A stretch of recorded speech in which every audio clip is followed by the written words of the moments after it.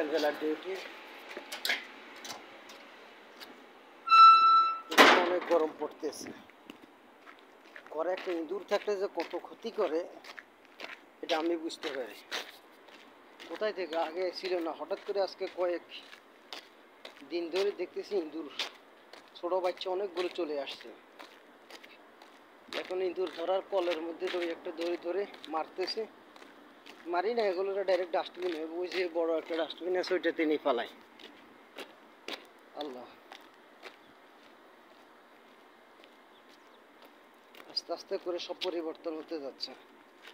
যে কোনো সংসার অধঃপতনের জন্য একজনের যথেষ্ট। দেখা গেল একটা সংসারে যদি 10-20 জনও যদি রুজি করে, ওই সংসারটা পতন করার জন্য একজনের যথেষ্ট। যে কোনো কর্মস্থলে একটা শয়তান থাকলেই পুরা মানুষের টেনশন দিয়ে দেয়। আল্লাহর কাছে তো দোয়া করে শয়তান মুক্ত থাকার জন্য। আল্লাহ,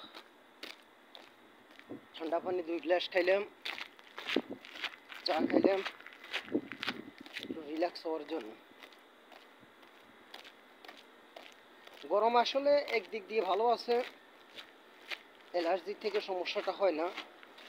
ভিজে জামা কাপড় থেকে অ্যালার্জি হয় বেশিরভাগই ভিজে জামা কাপড়, স্যাঁতস্যাঁতে জামা কাপড়, স্যাঁতস্যাঁতে পরিবেশ থেকেই অ্যালার্জিগুলো হয়ে থাকে।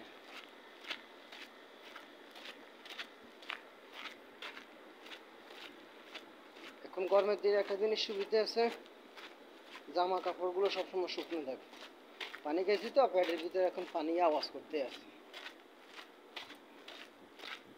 মাঝে মধ্যে কাগজের পানিও খাই পেটটা পরিষ্কার থাকার জন্য। আল্লাহ সবাইকে ভালো রাখুক। চারদিকে অর্থনৈতিক অবস্থা বহুত খারাপ যাইতে আছে, যেন আল্লাহ খারাপ অবস্থা থেকে যেন সবাইকে রক্ষা করে, এটি আল্লাহর কাছে দোয়া। এখন বন্যার মতো সৃষ্টি হয়ে গেছে, আল্লাহ বন্যা থেকে সবাইকে রক্ষা করুক, আল্লাহর কাছে এটাই দোয়া। যত অশান্তি আছে সব অশান্তি দূর হোক। আসসালামু আলাইকুম ওয়া রাহমাতুল্লাহি ওয়া বারাকাতুহু।